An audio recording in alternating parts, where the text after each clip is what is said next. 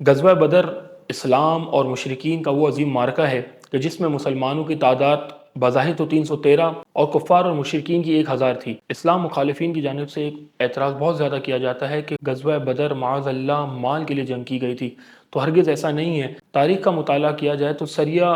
امیر حمزہ رضی اللہ تعالیٰ عنہ کو اگر پڑھا جائے، یہ اسلام کا پہلا سریہ تھا۔ اس میں حضور سید الشہداء سیدنا حمزہ رضی اللہ تعالیٰ عنہ سب سے پہلے ہجرت مدینہ کے 6 سے 7 مہینے بعد 30 لوگوں کے قافلے کے ساتھ روانہ ہوئے کہ جس میں آپ کا مقصد تھا کہ کفار اور مشرکین کا مال تجارت جو جا رہا تھا اس قافلے کو روکا جائے۔ لیکن اس صورتحال میں بھی حضور سید الشہداء سیدنا حمزہ رضی اللہ تعالیٰ عنہ کے پاس جب ایک شخص آیا اور دونوں جانبین سے جب اس نے صلح کی کوشش کی تو حضور سید الشہداء نے اس صلح کو قبول فرمایا اور وہ جنگ بندی نہ ہوئی۔ اگر مسلمان مال کی خاطر جنگ کرنا چاہتے تھے تو حضور سید الشہداء اس وقت بھی ان کا مال لے کر آ جاتے، لیکن یہ جنگ مال کی ہرگز نہ تھی۔ یہ جنگ صرف اس لیے تھی کہ کفار اور مشرکین کو بتایا جائے کہ مسلمان بھی کمزور نہیں ہیں اور مسلمان اپنا ایک پریشر ڈیولپ کر سکیں۔ اور غزوہ بدر کی سب سے بڑی وجہ یہ بھی بنی جب حضرت سعد بن معاذ رضی اللہ تعالیٰ عنہ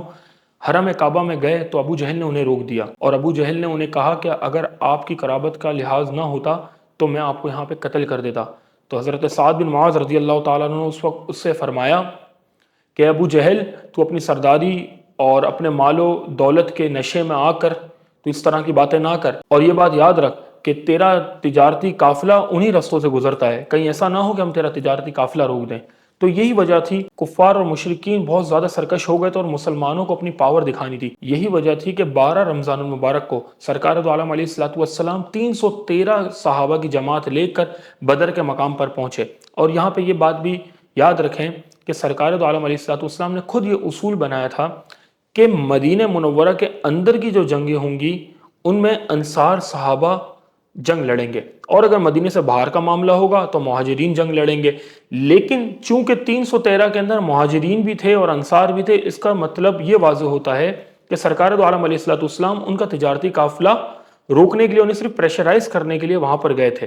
لیکن جب وہاں پر گئے اور ماحول جنگ کا بن گیا تو پھر نبی پاک علیہ السلام نے رب تعالیٰ کی بارگاہ میں دعا کی کہ مالک و مولا، یہ کفار اور مشرکین سامان کے ساتھ یہاں پہ موجود ہیں اور مسلمان نہتے آئے ہیں، باری تعالیٰ اگر آج مسلمانوں کو شکست ہو جاتی ہے تو پھر تیرا نام لینے والا کوئی باقی نہیں رہے گا۔